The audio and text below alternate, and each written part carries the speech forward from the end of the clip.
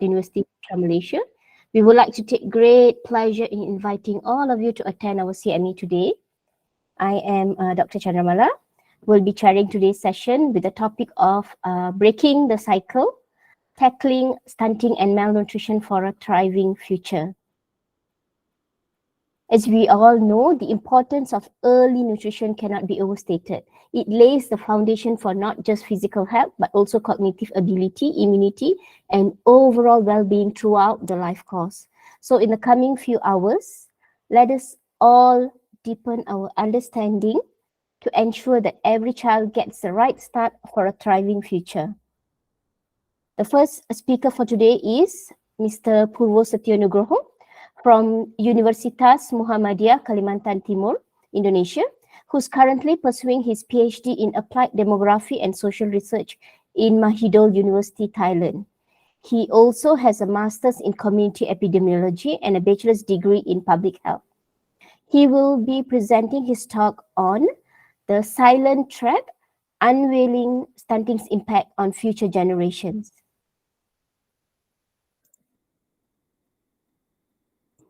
Without further delay, I invite Mr. Purwo Setiyo. Thank you. Okay, thank you. Thank you for the moderator to give me time to present my presentation. Bismillah, Assalamualaikum warahmatullahi wabarakatuh. Thank you for this opportunity for me to present my presentation about the how the impact of stunting in the future. Can I start the presentation, Miss? Sure. Please. Okay, thank you.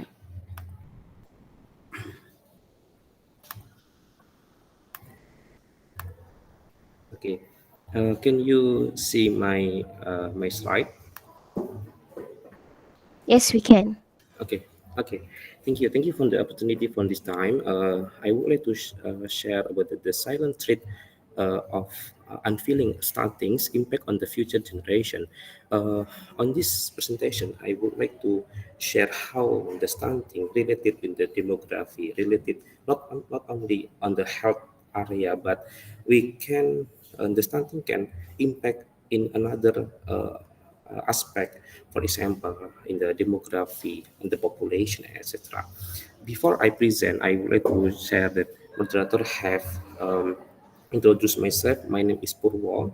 I'm lecturer in the Faculty of Public Health, Universitas Muhammadiyah Kalimantan Timur.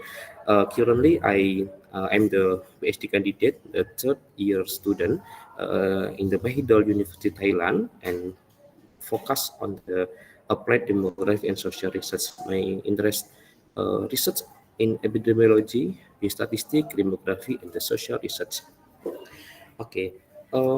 Before we continue about the what is the stunting, what is the impact of the stunting, we can in this image we can know how the people with the normal, yeah, people with the wasting, people with the stunting. So people can imagine how the stunting uh, uh, how the stunting uh, in this picture.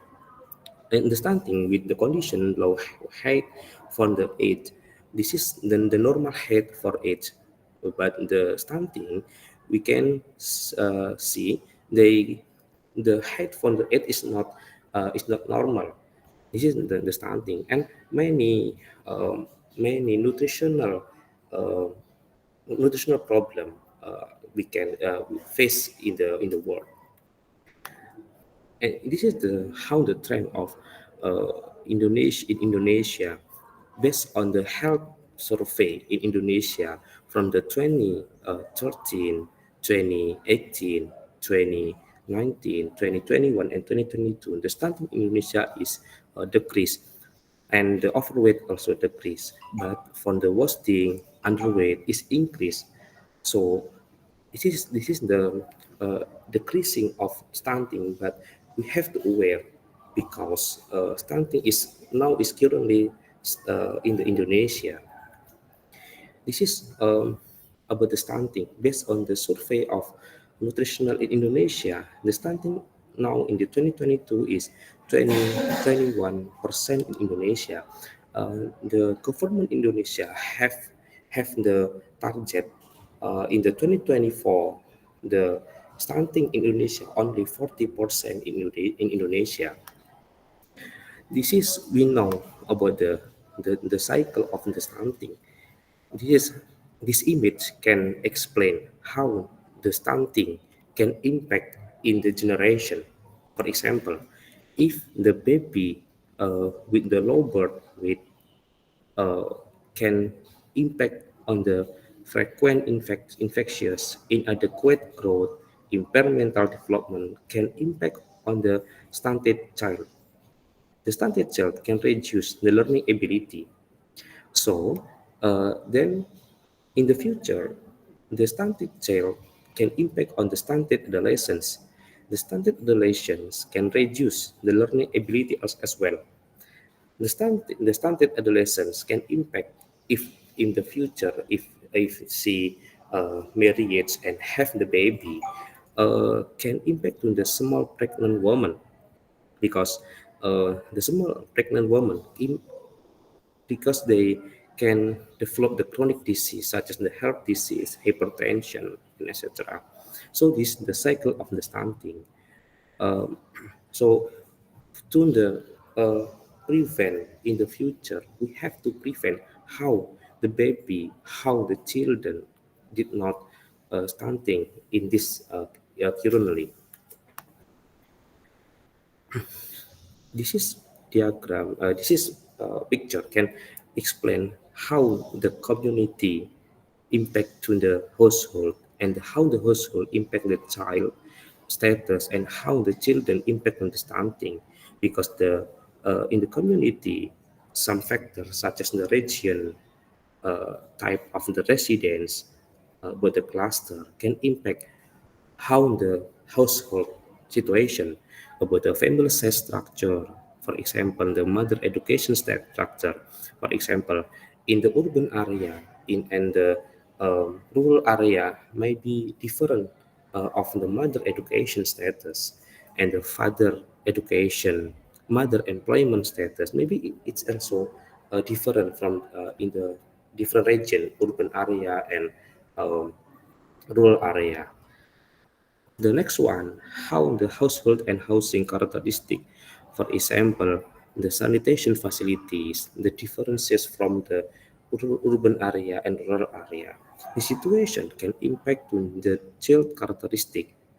For example, how the birth weight maybe also different in the some area. So this situation can impact on the stunting. This is the diagram, the flow chart, how the community can impact on the household, and the household can impact the child situation, and the child situation how impact on the stunting. So the stunting is uh, not only single causal, but many factors impact. Many factors can uh, impact to the stunting.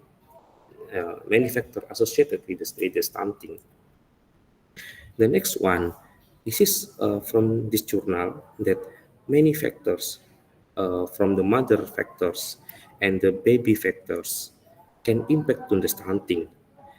I have highlight the mother status related with the nutritional status on the mothers and the baby status is related with the dose infant formula consumption.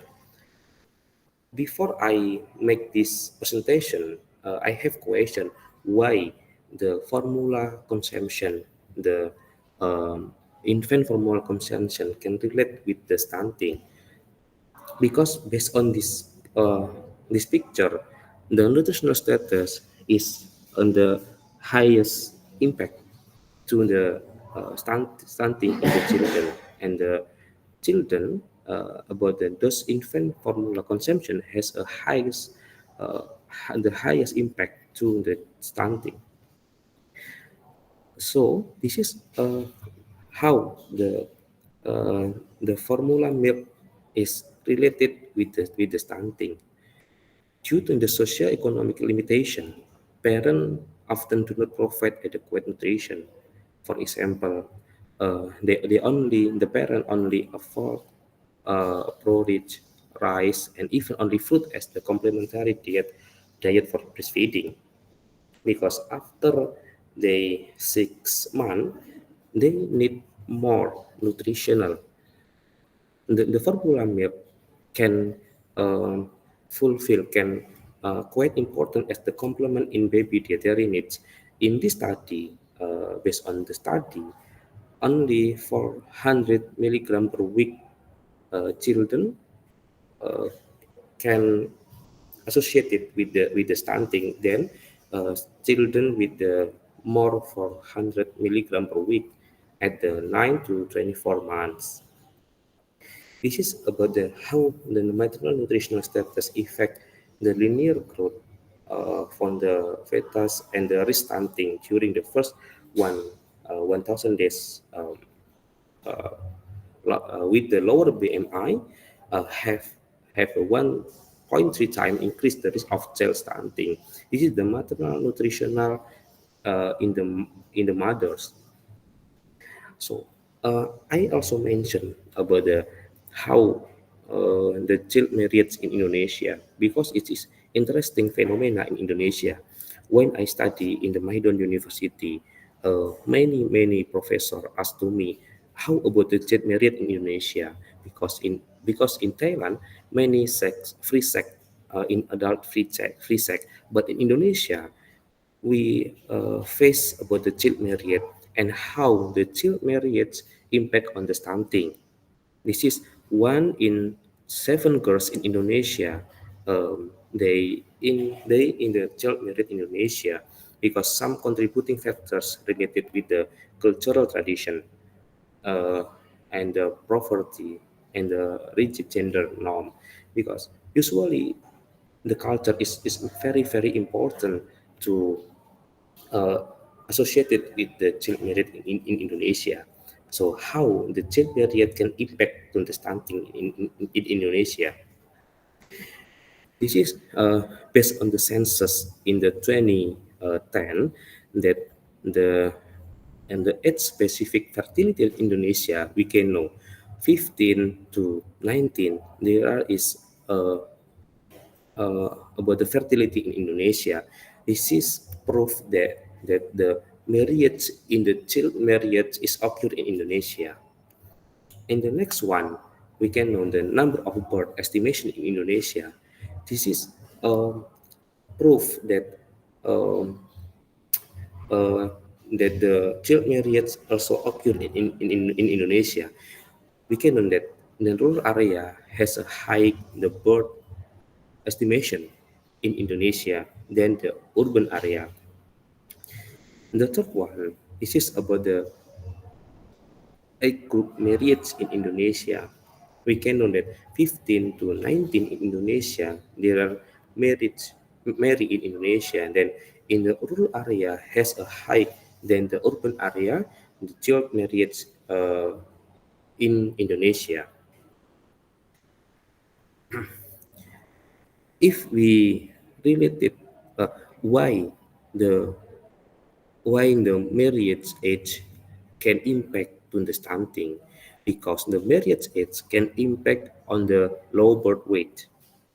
This is the study revealed that 1.7 times that uh, people marry with the under 20 years have a high risk uh, baby birth, low birth weight than the adult marriage. This is can improve that age marriage can impact on the low birth weight. So this is the mediation factors how the early marriage can impact on the low birth weight because the first one the unattended and the high risk pregnancy, the second one the sexually transmitted disease, the third one the intimate partner violence, and the fourth one the subsequent depression because they did not uh, ready to marriage and know about the knowledge how the manage the family and etc. And the important factor in the lack of education between the early marriage. Okay. Okay. In the previous research, this is related with the based on the 3,024 children aged 12 to 23 months, based on the basic health survey, that infant born with the low birth weight were 1.74 times more likely to stunted. This is proof then that the infant with low birth weight can impact to the stunting. So I can say that the early marriage can impact to low birth weight, and low birth weight can impact to the stunting. This is um, the, uh, the phenomena in Indonesia. Early marriage is very commonly in Indonesia, usually in the traditional population. Children born with low birth weight are highly vulnerable to develop infectious disease, and the infectious disease can impact on the how people can stunted and wasted. This is the number of child marriage and the stunting in Nigeria, in the Africa country. People married before 18 in the 2011 is 39.9%, and the stunting in the same year is 35.8%. How about the 2017? In the 2017, 44.1% married before 18, and the number of stunting in the Nigeria in 2017 is 43.6%. So this is maybe is very important that how the marriage, early marriage, and the stunting. So in this point, I highlight how the effect in the stunting. We have to point the short term effect and the long term effect. The short term short term effect related with the lower IQ, weakened immune system, lower immune system, and impaired brain development. How about the long-term effect? The long-term effect of stunting is smaller stature, the greater risk of the diabetes and cancer. And the third one, lost productivity and healthcare costs. And the fourth one, the premature death. So this is the effect of stunting in the short term and long term in the health aspect. So this is I mentioned that how the consequences stunted in the future. The first one, how in the health aspect, increasing mortality and increasing the morbidities. And how about the developmental of people? This is the cognitive, increasing the cognitive, the increasing of motoric, and the decreasing language development.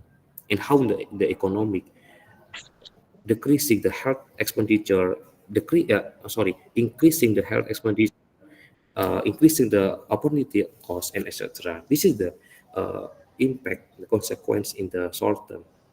And the next one, how the long-term consequences. The long-term consequences about the health, developmental, and economic. This is uh, based on the short-term and the long-term consequences. So I would like to mention how in the future we can we can know that people in the future, based on this cohort population, we can know this is the population pyramid. This is in the 2023. We can know that in the right hand is the female, and the left hand is the male. This is related with the number of population. For example, uh, male in the 0 to 4 years old, the 4.1%. And how about the 20 years later? People with the 0 to 4 years old in the 20 years later with the win 3.4% for the male, and the female is 3.2. We can imagine if the people currently is in the stunting, is in the stunted, how the 20 years later is the 30.4. How about the productivity when they in the 20 to 24 years old? Because 20 to 24 years old is in the productivity age. If the children currently, the health status is not good to the health. How about the 20 years later? What is the impact if the productive age is not better in the 20 years later? Based on the demographic dividend, we can know that 20 I mentioned about the demographic dividend in the future. The demographic dividend in the future is related with the higher number of productive age. The productive age 15 to 64 years old.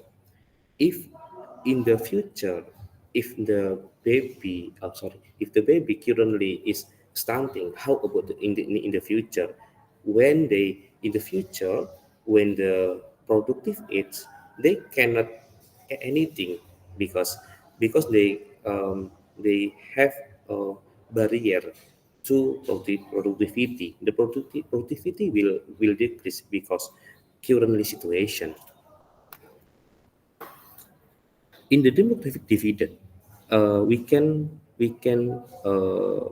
we relate with how the increased saving the rate can impact to the uh, national economy. If the demographic dividend, the people can utilize the demographic dividend, the country can increase the economic country. So, the low health quality caused by stunting in the previous age with the short life expectancy. For example,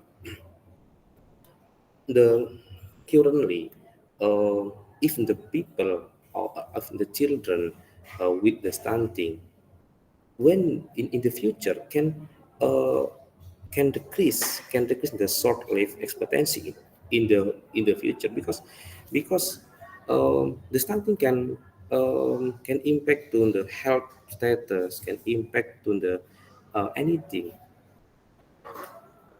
This is about the life expectancy currently in Indonesia, Malaysia, and Thailand. Currently, the life expectancy in Indonesia 68 years old. In Malaysia, 75.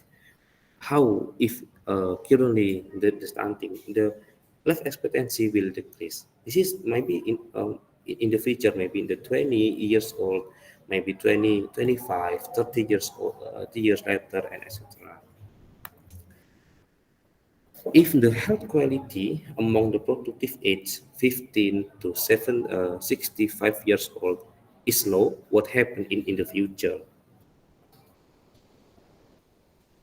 This is in the future, if the productive age, the health quality is very very low, the lacking of the labor force and participation in entire country, because people cannot productively, and can encourage the migrant worker, because the local people with the low quality due to the stunting in the previous age is can impact to the quality than the local people, and encourage the migrant worker to fill in the labor force in entire country.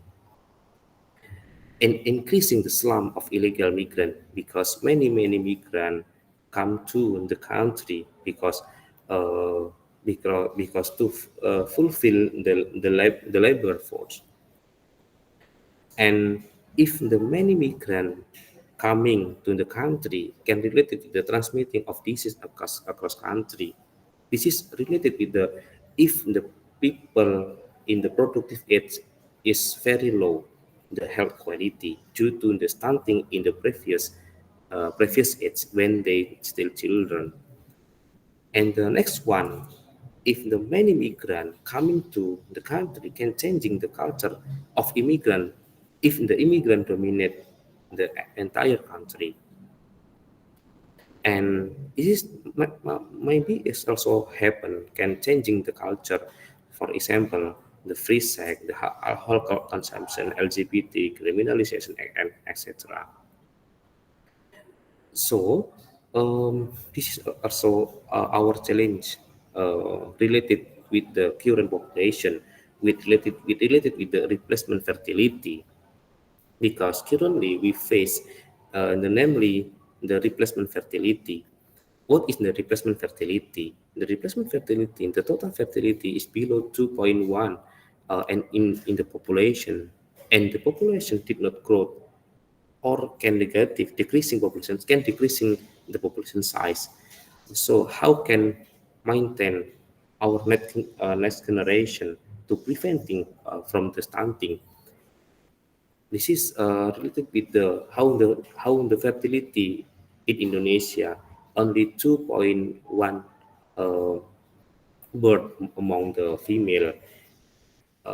It is in Malaysia 1.8, and this in South Korea is 0.84, mostly almost zero the fertility in the South Korea.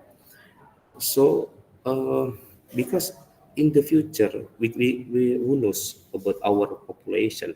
If we did not maintain our generation currently, we don't know how what happened in the future, because the health quality currently can impact the health quality in the future, can impact to the culture, can impact to increasing of number of migrant, can impact many things, because we have to prepare the next generation.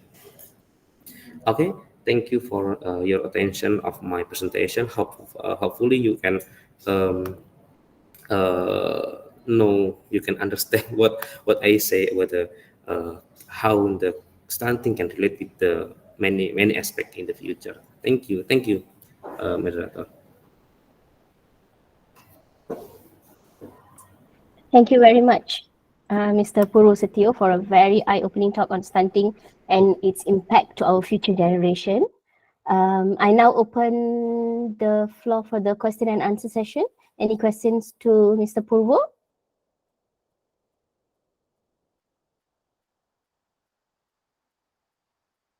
Please, participants are welcome to unmute themselves and proceed with the questions to Mr. Purwo Setiyo.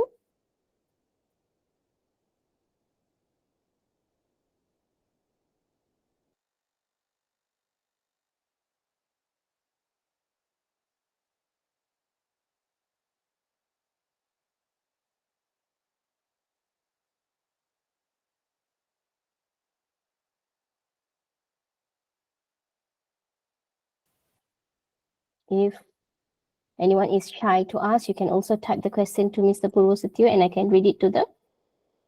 I can read them.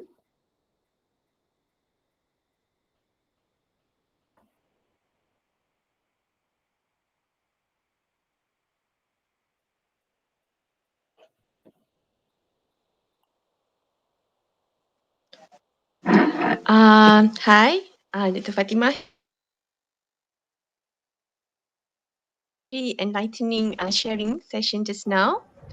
I'd like to ask again, maybe if you mind, can you share a bit what are the recent initiatives by Indonesian government in terms of tackling this issue of increasing stunting among the at community level?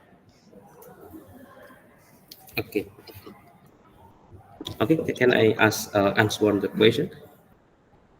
Can. Yeah, Can okay. Dr. Purwo. Okay. Thank you.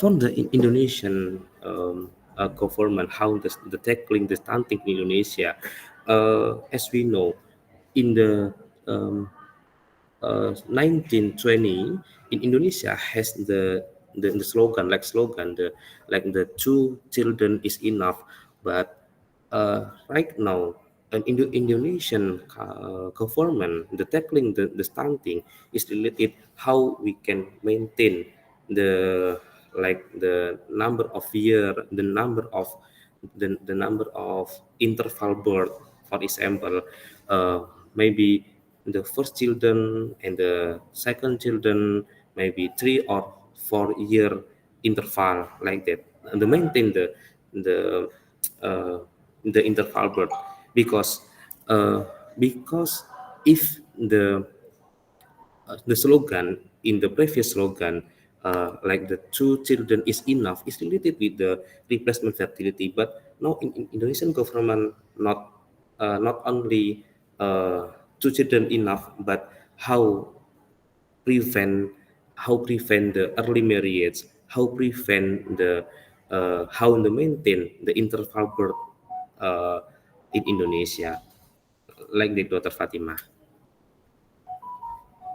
Okay, thank you, Mr. Purwo. So is that mean the initiative is not at the public health itself, but also Yeah, involve multiple agency and involving the because you mentioned about the cut point of age of marriage. So I'm aware that it's a bit higher as compared to Malaysia, right? At 20, how old is the minimum age of the minimum age in Indonesia? Indonesia is the now is 20 years old, 19 to 20 years old. Okay, Yeah, all right. Be, yeah. Because Okay, to thank you. tackling the stunting in Indonesia, not only in the health aspect, but another, for example, the population department and the Ministry of uh, the religion, because if the people will marry in Indonesia, if they under 19 or under 20, they cannot marry by the law.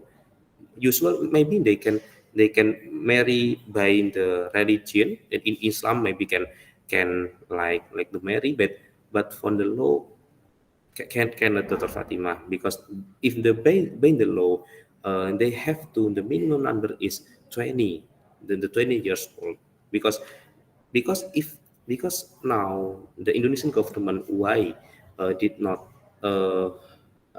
encourage people only two children per family, because it related with the replacement fertility. For example, we can know in the Japan, in the Taiwan, the population is decreased. The population is not increased. So this is, but because the no the many people, for example, in Thailand, people married, but they did not to have the children, or usually they did not marry. Yes, only, yeah, only male and female, or only husband, not with children. This is also another challenge uh, in the population, like the Dr. Fatima. Okay, thank you, Mr. Purwo. Thank you, Dr. Fatima.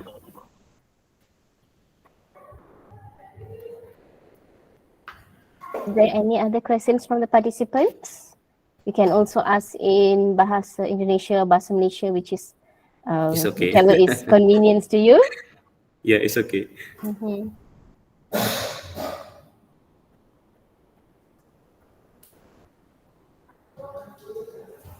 May Adrianor, please. You raised up your hand. You have any Yeah, question? yeah. Yeah, I please. want to ask to for Mr. Purwo, and before I ask, let me introduce myself. My name is Emandrian Rahman, and I'm from UMKT student. So I want to ask how to prevent or overcome this problem regarding stunting, sir. Okay, thank you, Mr. Adrianur. How to prevent the stunting? As you know that the stunting is not only single factors. Many factors we have to prevent. For example, uh, not only we only promote you.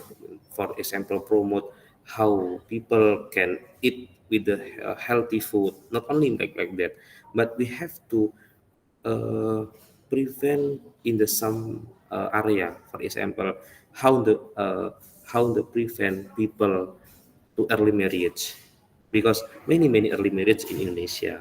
And the second one, how we can educate not only the children, uh, not only the children, but we have to educate the parent like that. Because um, maybe after my presentation, Dr.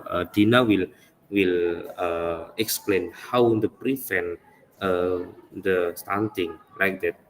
Because I highlight not only single factors and the stunting, many factors of the stunting. Not only health aspect, but we have to aware with some aspect like that. Thank you, Mr. Adiendo, for your question. Yeah, thank you to Mr. Purwo. Thank you. Thank you for the question. We still have time for a few more questions.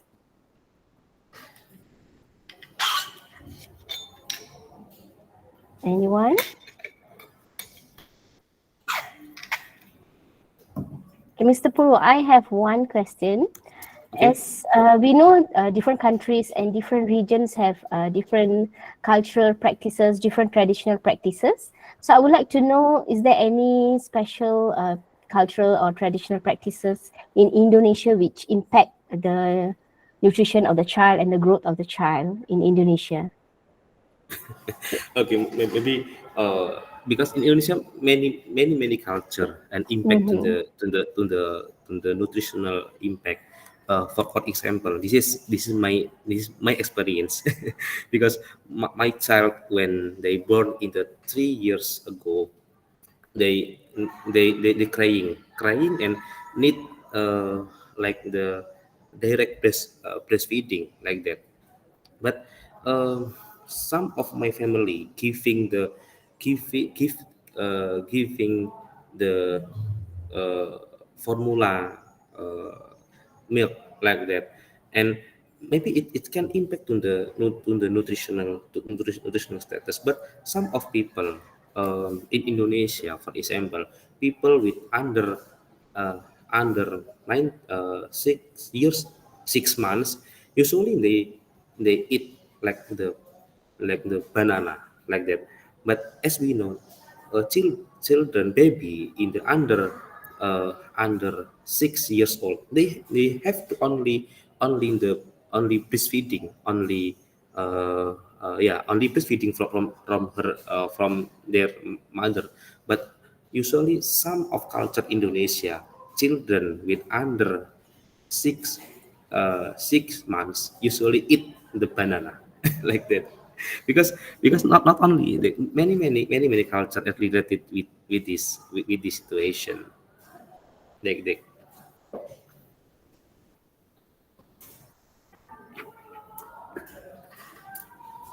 Thank you, Mr. Purwo, for the answer. Thank you.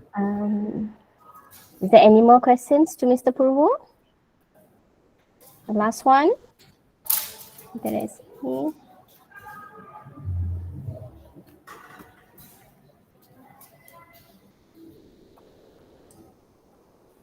If there are no more questions to Mr. Purwo, thank you very much for your presentation. Thank you. And we can still ask Mr. Purwo after Dr. Dina's presentation later on as well, right? Okay. All right. Now we will now move to our second topic for the day, which is the child malnutrition prevention and management in Malaysia. Best practices for the first 1,000 days of life. It will be delivered by none other than our very own second-year Doctor of Public Health candidate, Dr. Dina Nurfarahin binti Masudi. She is a medical doctor who also has a master in public health. Without further ado, I welcome Dr. Dina Nurfarahin to deliver her talk. Please, Dr. Dina.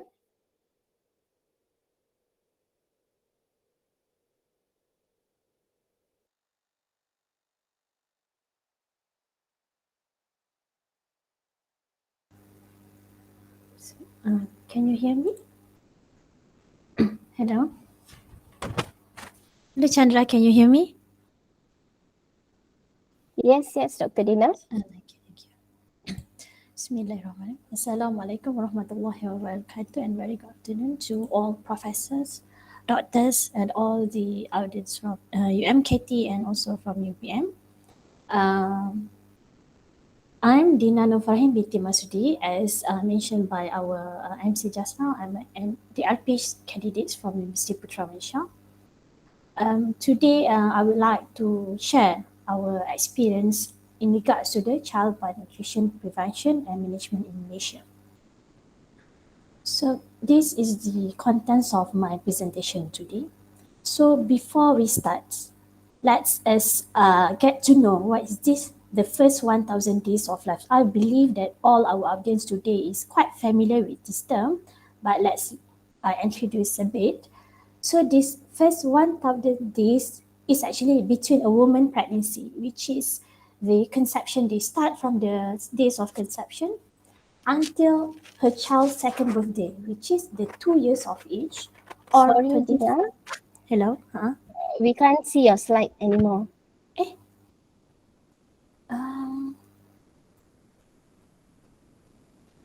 Sorry.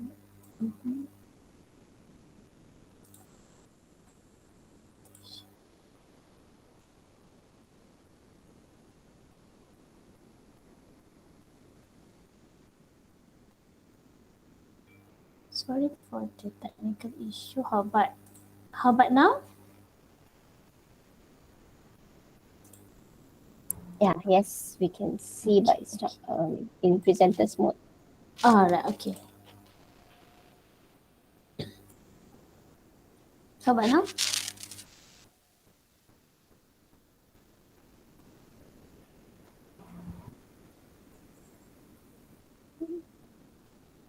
Chandra, is it okay or is still in?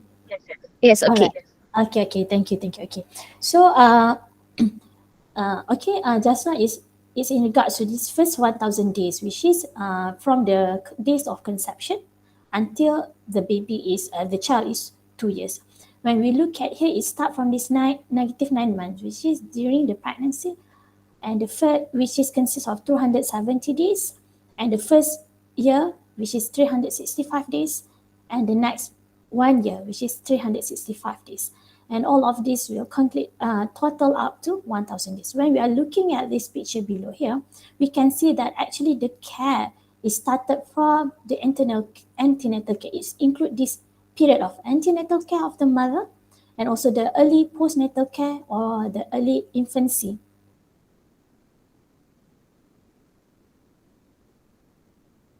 Also the early childhood care for a child. So when we're looking at that, this first 1,000 years of life, why is it significant? This is a critical period because during this time is a critical development phase of us as humans. This first 1,000 days is actually represent a clinical window of opportunity for a child development because it lays the foundation for the health, for the growth and the learning throughout their life. And during this period, it's actually a study show during this period there are the most rapid period of brain development, and the significant portion of brain development actually occur during this period. Thus, proper nutrition and stimulation are essential for healthy brain growth and also cognitive function. And that is nutrition. During this first 1,000 days, adequate nutrition is actually very crucial at this time because it can optimize the physical and cognitive development.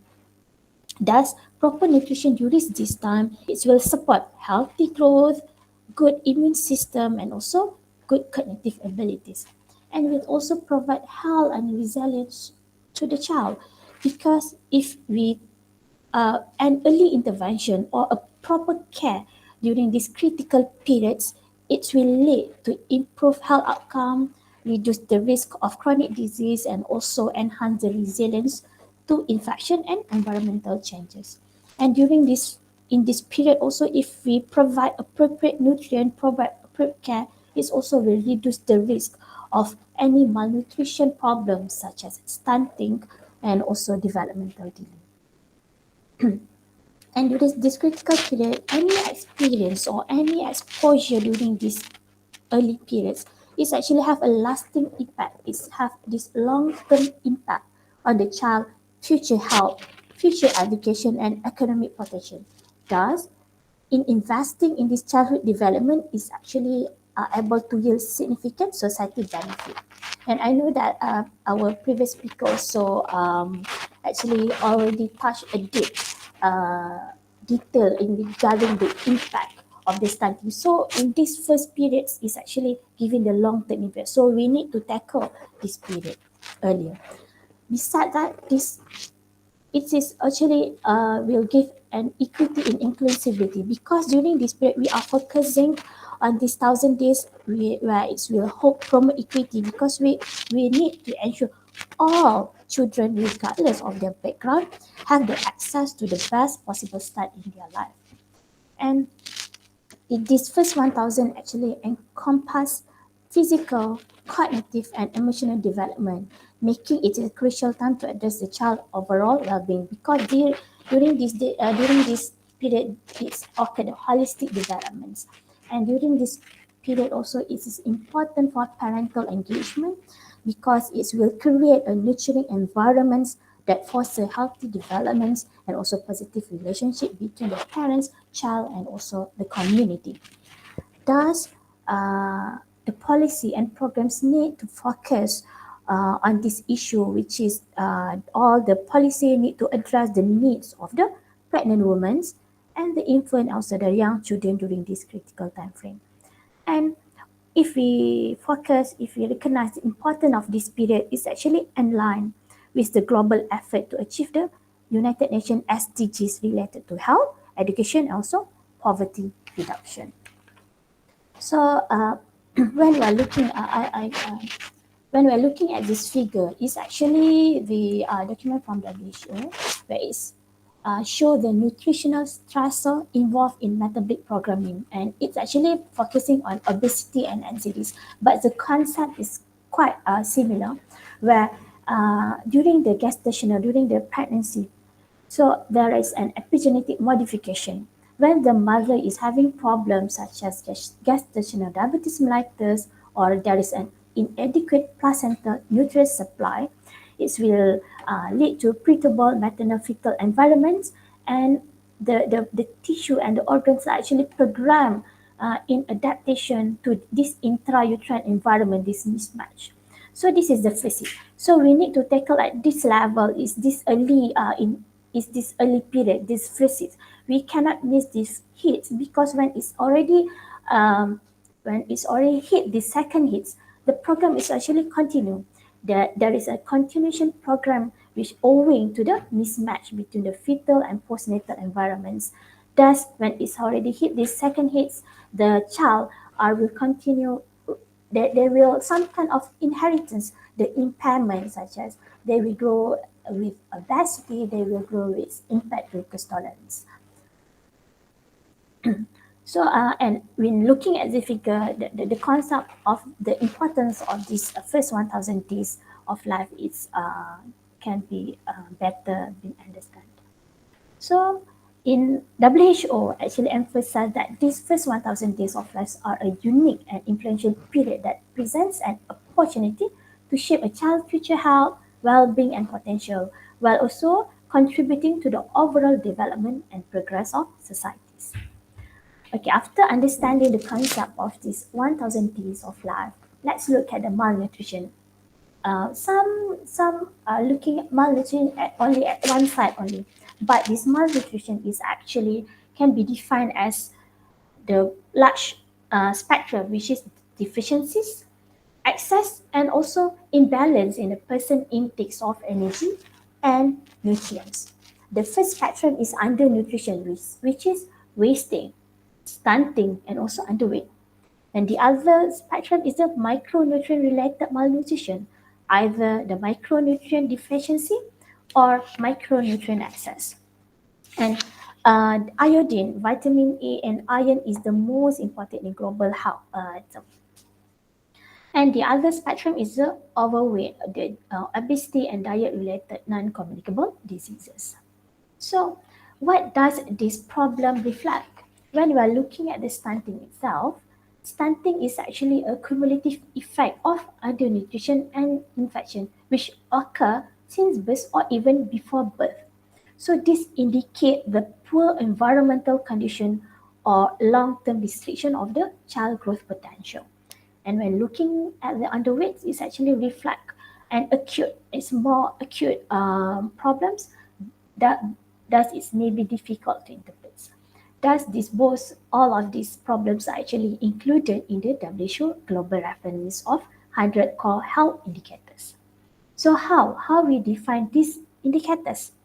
As for stunting, wasting, and underweight, it's actually the reading is actually less than -2 standard deviation of the W child growth standard medians. For the stunting is the height for age, wasting is the weight for height, underweight is weight for age, which is all of this reading is less than -2 standard deviation. And as for overweight, it can be defined as weight for height is more than +2 standard deviation. So when we are looking at the numbers, looking at the statistic, according to globally in 2020, it's about 150 million children are under the age of 5 years of age were stunted.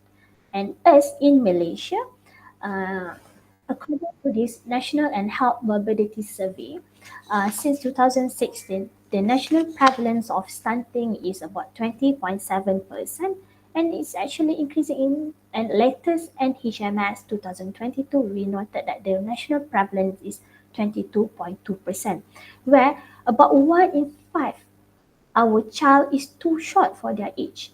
And for male, it's about 21.8% of our boys are short, and 20.6% of our girls are short for their age.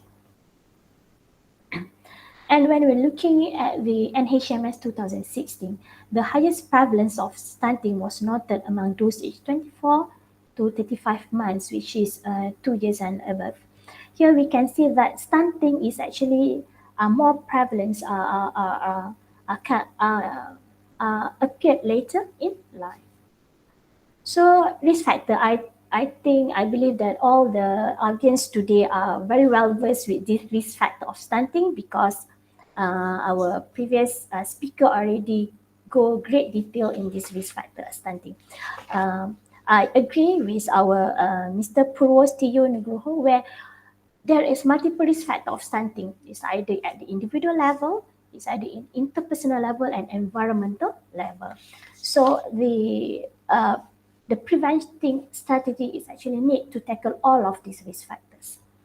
So let's look at the initiative, what the global had been done and what us in Malaysia have been doing also. First is the global initiative. There are multiple initiatives done in order to tackle this malnutrition issue. But the first one is the global nutrition target in 2025, where the first target is to achieve a 40% reduction in the number of children under 5 who are stunted, if it's regards to the stunting. But there are any other targets such as anemia, low birth weight, overweight. For overweight is to ensure that there is no increase in the childhood overweight. And for wasting, the target is to reduce and maintain childhood wasting to less than 5%. There is other framework or other declaration.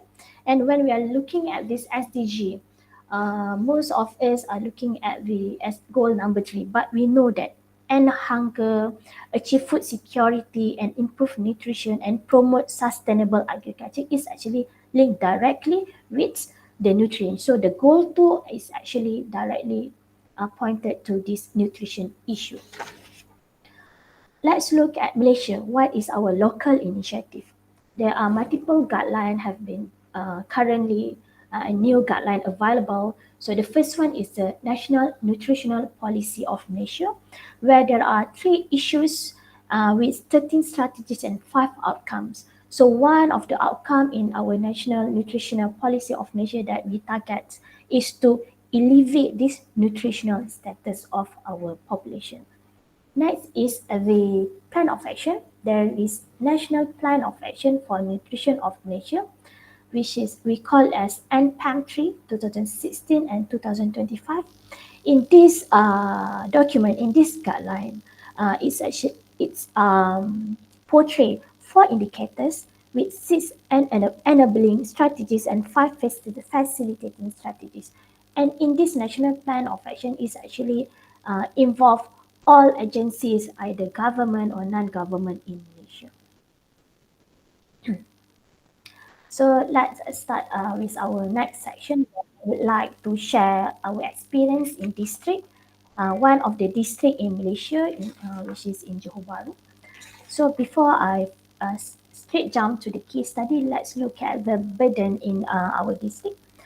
When we're looking at the number of cases of children who are referred and assessed by our nutritionists, we can note here that most of the cases being referred and assessed are among those child who are underweight. Beside that, there are also stunting and wasting, and there's also cases of overweight and obese. What is this called? We call this as double malnutrition, where there is an coexisting of overnutrition and also undernutrition in our populations. Beside the children, the burden of the pregnant mother, when we're looking at the number of pregnant mother referred to a nutritionist, most of the mothers are being referred for antenatal anemia. Besides, there are also cases of antenatal obese and inadequate gestational weight gain and other cases. So this is our patient. This is the parents and this is the children, the first child and this is the second child. So the first child is 3 years, 4 months old boy. He is preterm baby and he have the appointment with speech therapy, oxygen therapy and also pediatricians. And the next child who our focus for today is this MAA2, which is 2 years old boy. He is a term baby with birth weight of 2.5 kilogram, with length of and it's also already complete immunization up to age, and he also have appointments with speech therapy, occupational therapy, and also ENT. Okay, let's explore this case more. When we're looking at the social history, the father is only the breadwinner. He is having a hearing impairment, which is deaf and mute. The mother is a full housewife. She is also having a hearing impairment, which is deaf and mute. And the mother is the only one, the mother is the main caretaker of the children, but the father also involved in taking care of the children. For the daily routine, both of these child are actually stay at home, taking care by the mother, but both of them play alone. They don't mix together and play together. We are looking at the sleep pattern. They sleep quite late, it's about 11 p.m. at night, and according to the mother, the child have quite poor sleep quality because both of them frequent wake up in the middle of the night, and they are living at the flat, and the grandparents are living together at the same level but a different house, and the grandparents, both of them are also deaf and mute, and the grandfather are actually bedridden. When we are looking at the diet recall, they wake up late, it's about 11 a.m. So most of the time they may skip this breakfast, which is porridge. If they have a chance to take breakfast, they will take porridge, fried rice or bread. Bread is with flavor. And for lunch, they will have the children will have porridge and fried rice, or they will have rice, fish, or vegetable soups. And for snacking, they may have bread. They love to eat a corn flavor. And for the frequency of feeding, most of the time they will have 2 times main meal per day. And for snacking, the mother unable to quantify it. Maybe it's not frequent for them to have snacking. And for milk, this the first child, they still bottle feeding, and it's the main dish because this first child is quite picky eater. He don't want to eat rice or porridge. He only drink milk. And for the second son, this boy, it's still uh, fully breast milk, but according to the miner, the production of milk is quite poor, and he actually refuse other type of milk. So when we're looking at our cases, which is the second child, this is the graph.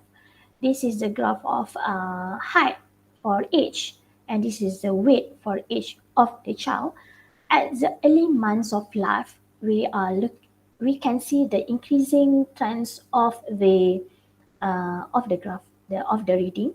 But when start at the 6 months, where it's supposed to start the complementary feeding, we noted that the graph is quite flattening. The curve is quite flat when we start 6 months. There's flattening curve, and when we're looking at this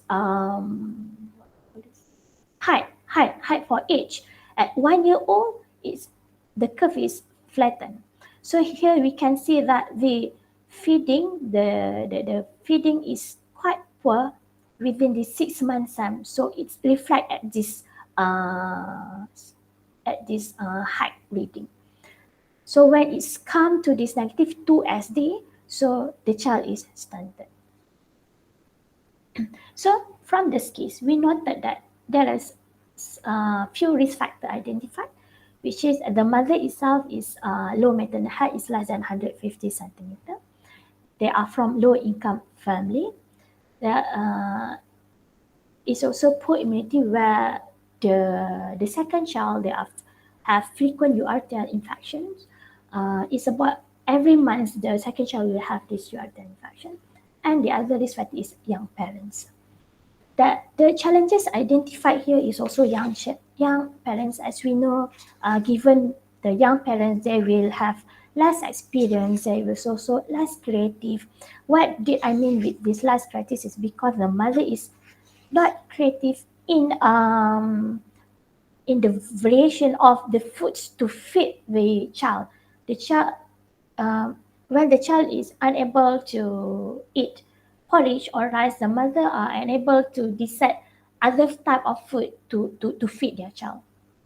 Besides, it's very obvious there is a communication barrier. What we noticed during the home visit, we noticed that the parents are unable to identify the feeding cue. Besides that, as the communication between the healthcare provider us and the mother itself, because of this barrier, so there are very limited information that can be provided to them. As for the information, the link of the way of communication between the healthcare providers, between us and the parents, are using written form. We need to write the question. The mother need to write the answer. So it's time consuming also. Next, the challenges is because there are limited input, limited information can be delivered to the mother. Thus the mother have this poor nutritional knowledge and awareness. The family is supposed to have 3 times for the main meal, which consists of 3 group of food, which are carbohydrate, protein, and vegetable that they don't have, and they need to have 2 times of snacking, where it consists of 2 group of foods, but they also don't have this snacking time. Besides that, the other challenges is non-compliance. As we know, the father is working, so the family are unable to come to visit health facilities. Another one is poor communication with tertiary care, where as for the first child, they they are still under the care of the pediatrician, but we are unable to get most of the input from them. So for the brother also, the additional challenge is the medical problem, which is premature with a multiple problem, and the brother also is picky eater. One of the reason why the brother are picky eater is because there's no introduction of a variety of food, which is since the early age, which is from 1 year and 6 months old. So how to manage this problem? First one, we need to have nutritional counseling, which need to focus on the meal frequency, which is 3 times meals per day with complete nutrient and a variety of food from different food groups. And also to advise the parents to be alert with the feeding cue of the child. What maybe one of the reason why their child are always have this poor sleep, always waking up in the night. Maybe one of the causes is because the child is actually hungry. So next is cooking demonstration. This is actually a very common activities being done in klinik kesihatan. But given that these parents are mute and deaf, it's quite they need special attention when they come to the our facilities. We do the cooking demonstration. Maybe it will not benefit them. So it is best for our nurses or our staff to come to their house, to the patient's house, and perform this cooking demonstration. Beside that, we need for referrals to support groups where yeah we are not having the same experience as this patient, so maybe we are also unable to put our shoe in to understand the problems, so we need to find a support group with the same problem as our patient. Need to refer for social welfare and Batuma for additional aids. Except for further investigation, such as tool for over FBC and else, for us to look, maybe there are other problems which can cause this malnutrition, can cause this problem, or maybe there's a complication from this malnutrition. Next is to refer both child to the rehabilitation program for malnourished children, which we call as PPKSM. This program will be explained later. And to have regular appointments with nutritionists, and also to continue appointment with tertiary center. Before I miss, it's also important for us to tackle the mother also, because the mother currently is in the phase of pre-pregnancy before the next pregnancy. So the mother also need to prepare themselves, herself. The mother need to have proper nutrition in order to have reserve store for the next pregnancy. So maybe the mother can be referred to the nutritionist also. So, okay, after looking at the cases, actually in Malaysia, there are multiple activities and initiatives have been done to tackle these issues. Let's look at the integrated approach, as we know that there are multiple risk factors concerning malnutrition. So there is an important needs of the involvement of other agencies. When we're looking at the guideline by NPE and NPAM, there are enabling strategies too, which is promoting healthy eating and active living. The document stated that there is multiple entities involved in tackling this issue. Okay, so in these strategies, we are actually focuses on promotion to further increase awareness and practice of healthy eating since toddlers until elderly. So these strategies are carried out in different setting and programs such as childcare center, preschool, primary secondary school, and the other institutional. So this initiative actually use enforced approach by integrating nutrition components into the other ministries and programs. Ever heard about this infant and young child feeding IYCF?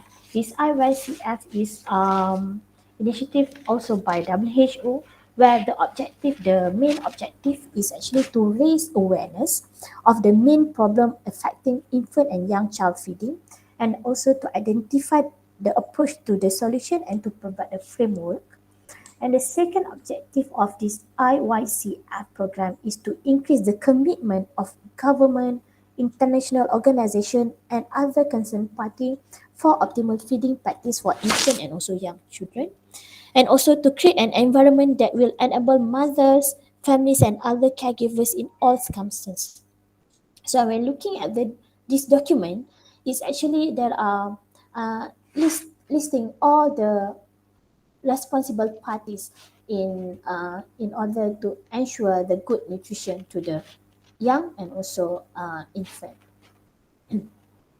So in our district, integrated course locally in our district, we also implement this IYCF, and this IYCF integrated course is from WHO is our reference.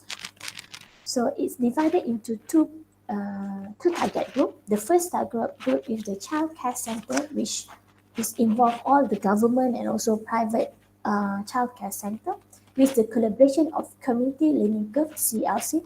This CLC is actually NGOs who provide training to the child care center in Johor. This is 1 day course, and it's the objective is to increase awareness of healthy eating, especially towards toddlers. The other program are focusing on the healthcare provider, which is involve the primary care and also the staff from hospitals. This is 3 days course with an objective. After completing this course, the participant will be able to counsel and support mothers to carry out all the recommended feeding practices for their infant and young children from birth up to 20 of age. Besides that, we are also having other programs on activities such as inclusive breastfeeding, appropriate complementary feeding, nutrient supplements, community-based intervention, and others. Let's look. The first one is this exclusive breastfeeding.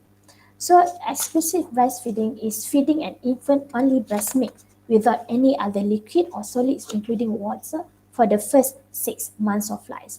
As mentioned earlier by our previous speaker, breast milk actually provide essential nutrient and antibody and promote a strong bond between the mothers and also the babies. So in implementing this exclusive breastfeeding, there are 3 keywords. The first one is promote. We need to promote this exclusive breastfeeding from all the programs. We need to support this exclusive breastfeeding, and we also need to protect this exclusive breastfeeding. How we done this? There are multiple programs have been done. The first one, in order to promote this breastfeeding, we have this baby-friendly hospital initiative.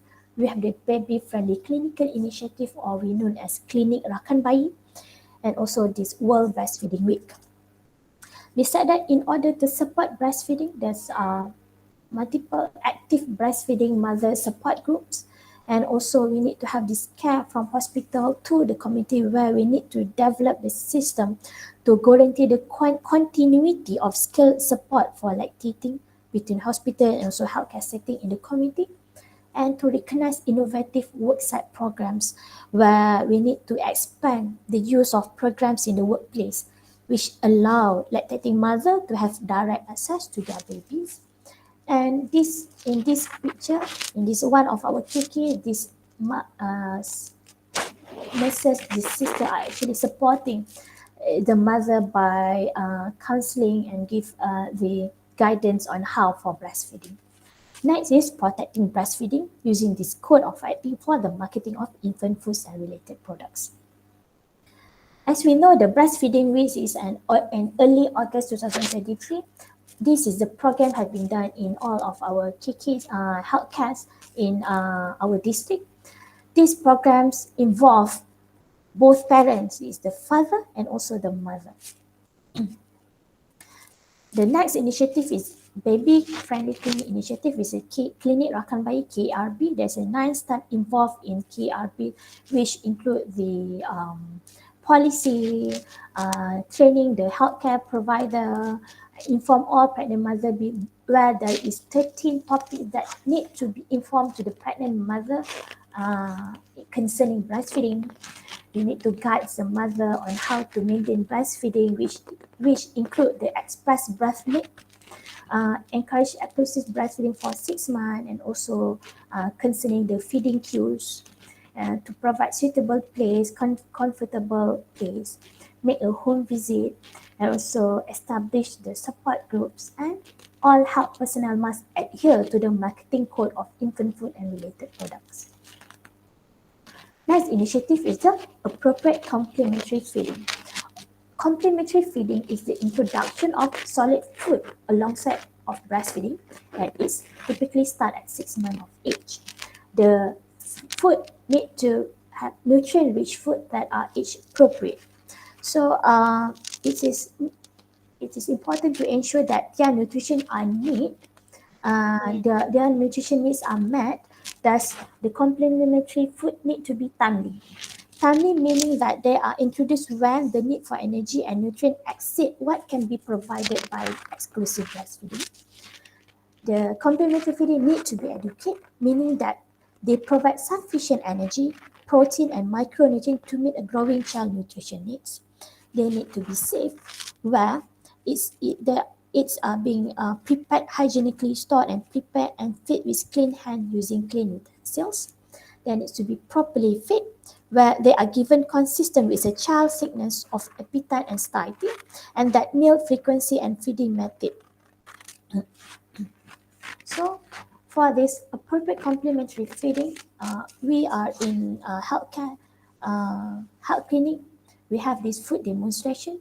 The objective is to provide knowledge to the childcare center, to the parents, guardians, or caregiver about the importance of complementary food. The importance of the types of the food. The types of the food need to be varies. The textures also different in different ages. Method of preparation, the quantity and the frequency of giving complementary food. So the activity involved is giving the lecture session and the delivery of nutritional messages, and also the food preparation section. This is being done in the clinic kesihatan. This is at the community, the lecture session and also the food.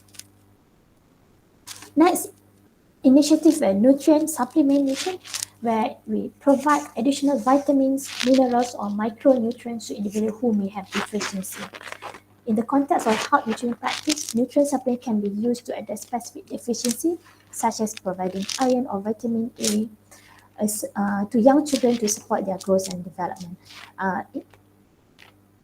The activities, for example, is Universal USI, and also supplementary feeding program for pregnant and lactating mothers.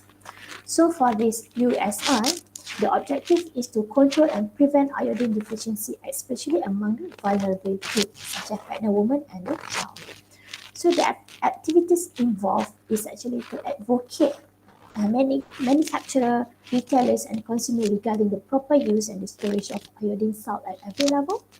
Conduct training to the health personnel and enforcement and other relevant agencies to carry out enforcement at the entrance, factories, and domestic levels, and also to carry out monitoring. Next is the supplementary feeding program for pregnant and lactating mother. We have this program bantuan makanan tambahan, which is susu tepung penuh krim untuk ibu hamil. The objective is to help prevent and address nutritional issues such as underweight and iron deficiency among the target group by providing 1 kilogram of full cream powdered milk for a minimum of 3 months. This target group is actually a mother from a poor family, and the mother are underweight. As for the community-based intervention, this intervention involves initiative and program implemented at the local level to promote healthy nutrition practice within the community. The aim is to empower community to make informed choice for better nutrition. So this is the program done in early July this year. This program is Healthy Eating Responsibility HER and Nutritional Month 2023, where it's actually to promote healthy eating, especially among the reproductive age group. And the activity being done is anemia screening, health talk and forum with in related to good nutrition and healthy eating, exhibition, and also nutrition counseling. This is some pictures of the event during that day.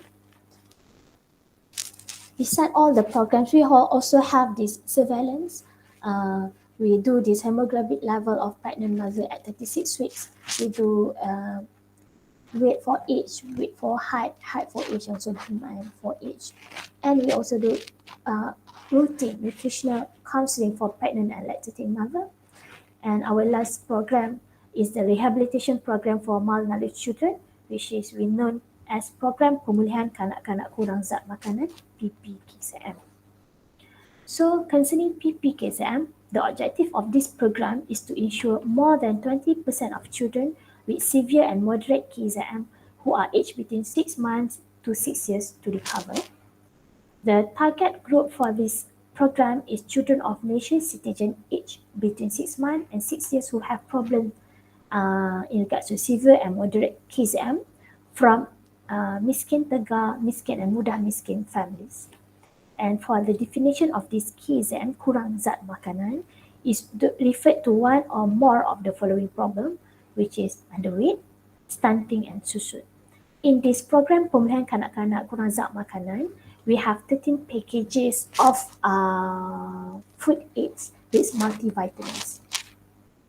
So this is an example of the package available to the patients, and all these 13 this is only a few of those. All these packages include multivitamin and other foods. But in this pilihan package number 13, we only provide this susu khas or susu formula with multivitamin.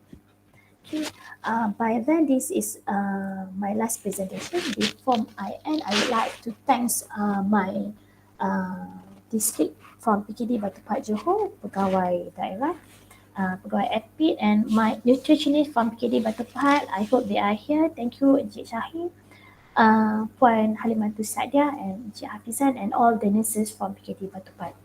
By then, thank you.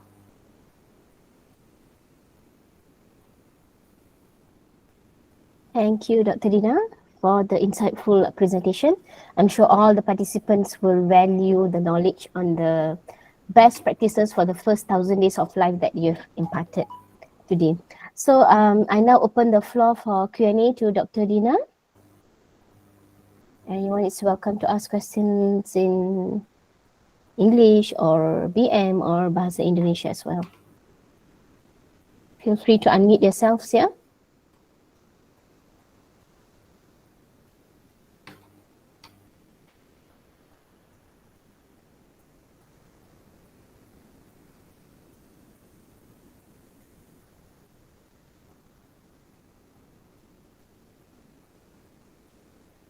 Or shall I start the question?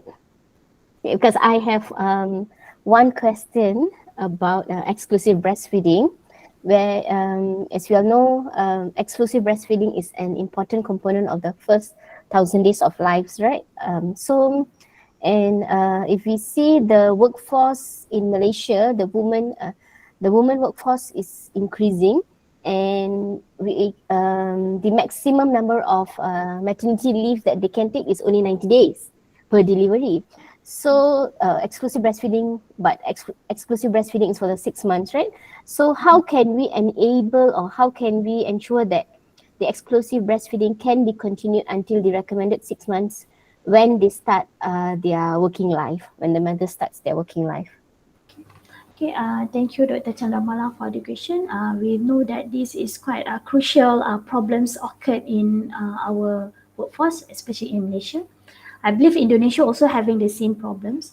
Yeah, the amount of leave are only 3 months, but it's actually already being extended in view of to actually give the opportunity for the mothers, and for the paternal leave is about 1 week. It's actually to also support the mothers for this breastfeeding. In Malaysia we don't have the law to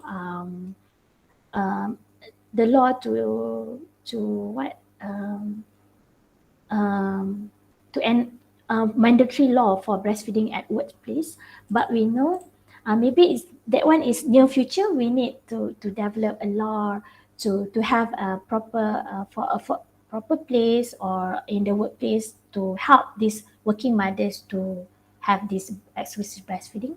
But before that, we also can prepare the mother. We need to educate the mother to give an education on how to prepare themselves in facing the workforce after 3 months of maternity leave. So they need what is the best food for them, how to do this express birth meet, how to store, where the support that they can get. So this is one of the initiatives that we can do to help the mother before we implement, before we get the law into the market. Is it answering your question, Dr. Chandramala? Yes, Dr. Dina. Right. Is there any other questions from the member? Yes, please. Somebody, yeah. Miss Saida Dayana. Assalamualaikum, Dr. Dina. So my question is, so the variety of food is important for children, right? So how do we tackle the problem of picky eating in children?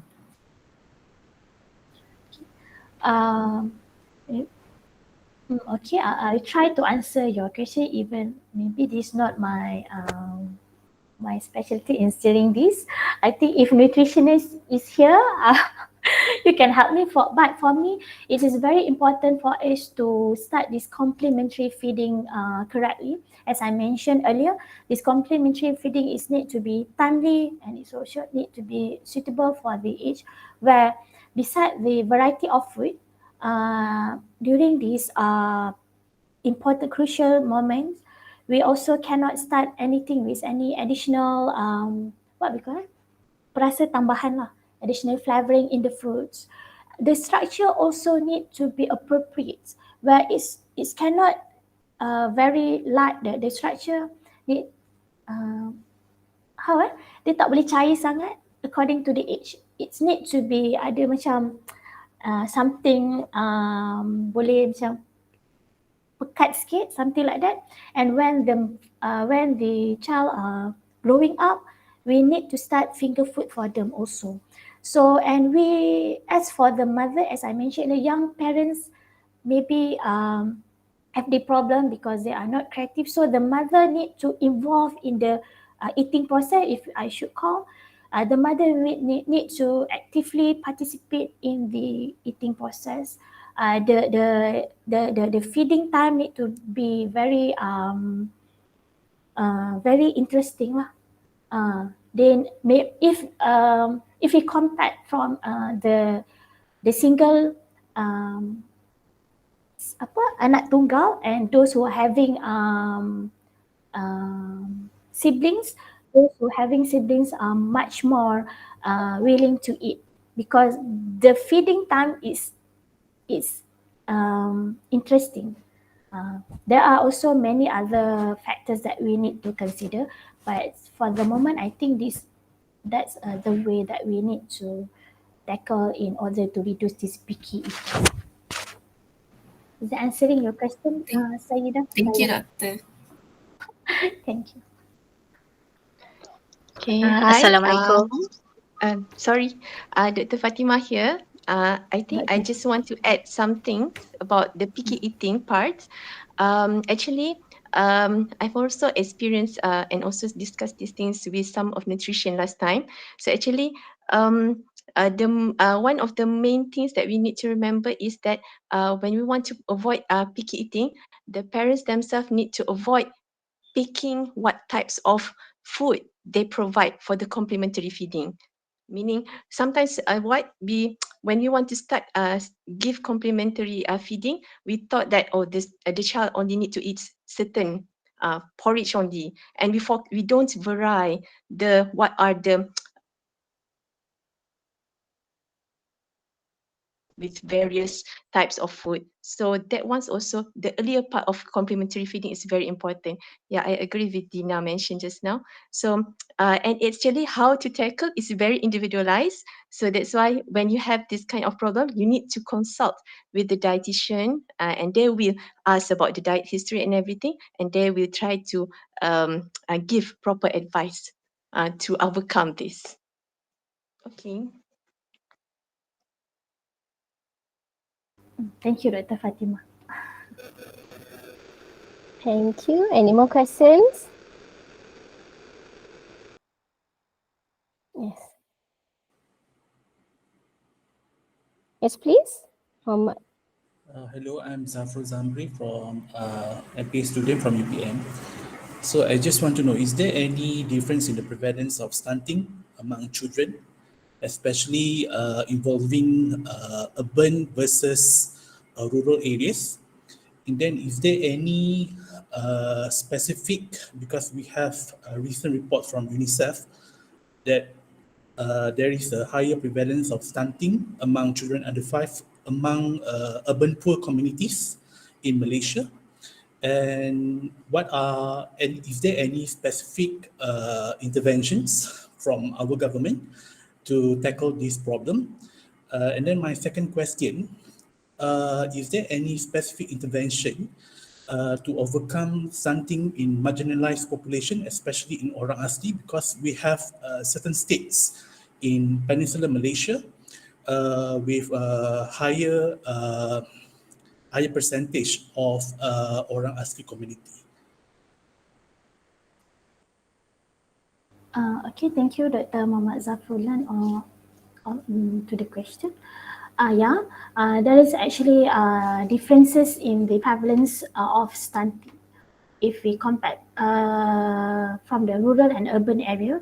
As in NHMS, they show that the stunting in the urban area is about 20.2% and the rural area about 24%. So it's higher in urban area. So maybe for the initiative in tackling these issues, I have speak to some of the nutritionists. They are aware of these issues and also all these double burden malnutrition. They are actually developing quite extensive numbers of guidelines concerning this issue, but I'm not the best person in answering this question. But I believe our counterpart, which is also play an important role in this, are developing and are in the in a way in preventing these issues. And in regards to the marginalized population, I'm so sorry because I don't have maybe with my limited knowledge, I'm not really come through to this marginalized population, but I'm sure that when we are tackling these problems, it needs to be individualized. When we are talking about community-based intervention, education, and increasing awareness, we are also tackling this population also, but it needs to be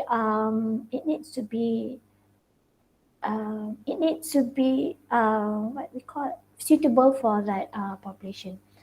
But for specific program, I'm really sorry. It's due to my limited knowledge, I am unable to answer that. Thank you, Doctor. Dina, let me Assalamualaikum, selamat answer petang. Maaf, boleh saya cakap dalam bahasa Melayu? boleh. Is this Ayim? Okay, saya Halimatul Saadia Majabir, pegawai sains pemakanan, which is nutritionist. Okay, untuk soalan kedua daripada doktor sebentar tadi, untuk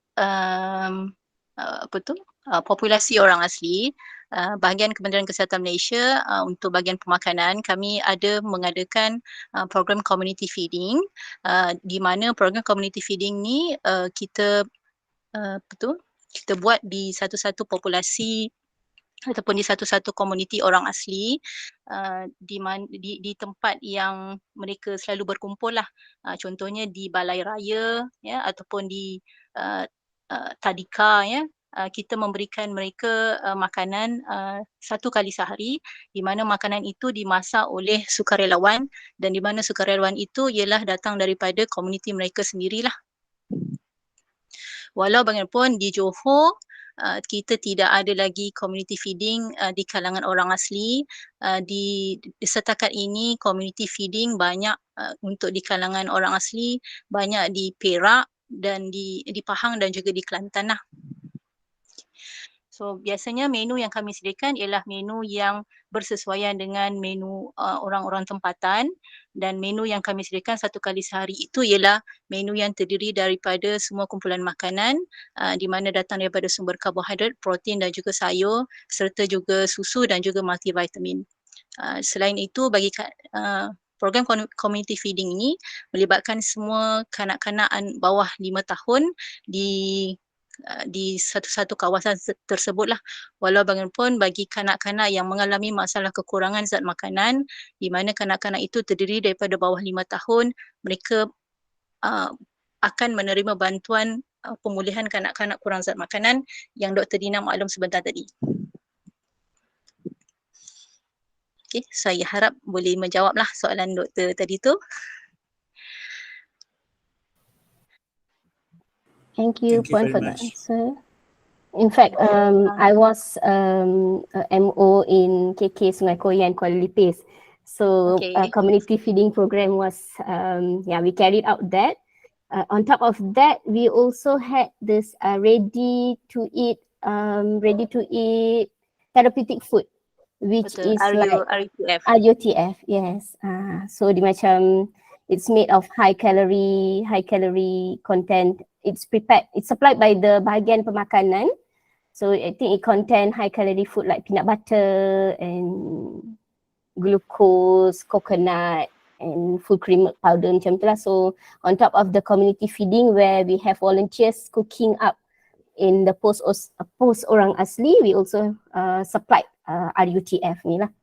So those were for the marginalized group yang dekat kawasan orang asli. Yes. Ya, betul.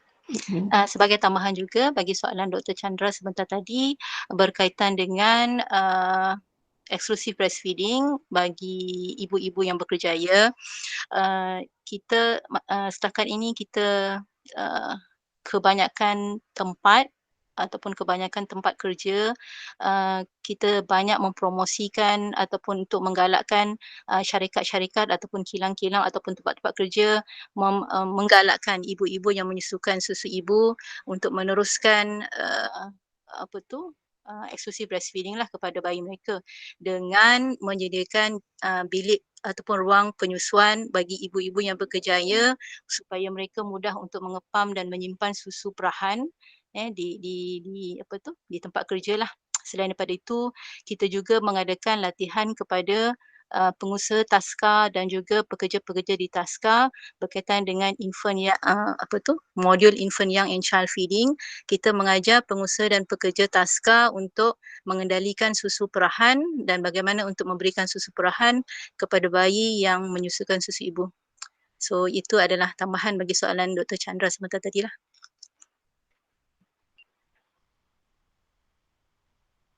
Okay, thank you very much for the question and answer shared by everyone. So if there are no more questions, I will thank Dr. Dina for her presentation. Thank you, Dr. Dina. Thank you.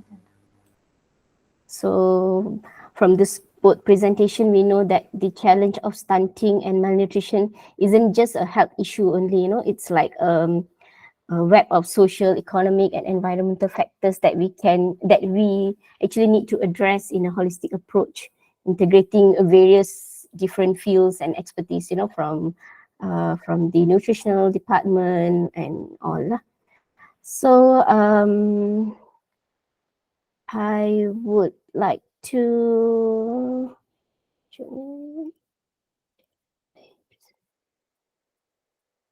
share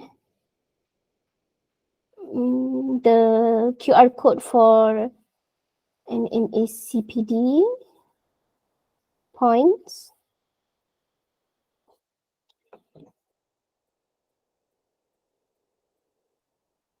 I can share.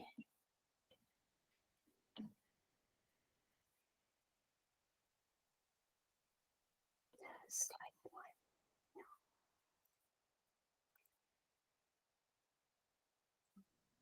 Okay, we can scan this QR code for MMACPD points. Give about 2 minutes for everyone to scan.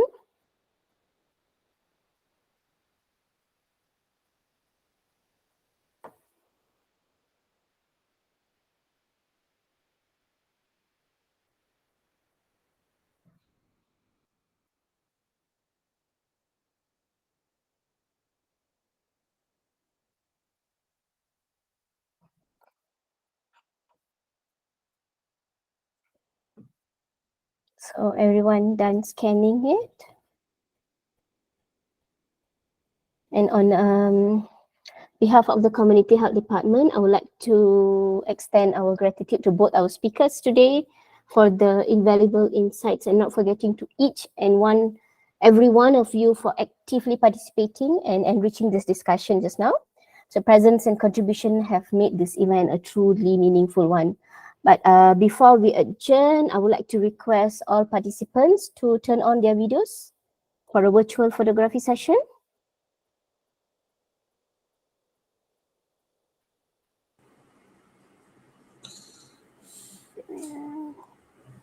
All participants. Okay. Give your best a smile. 1, 2, 3.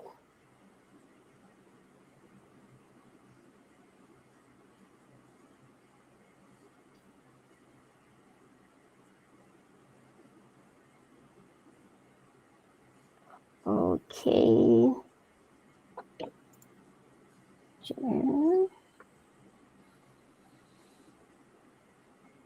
So I think that's all for today. Thank you for joining us, and we look forward to seeing you at our next event. Stay safe, stay connected, and let's break the stunting cycle together. Thank you. Thank you. Bye. Thank you. Thank you. Thank you.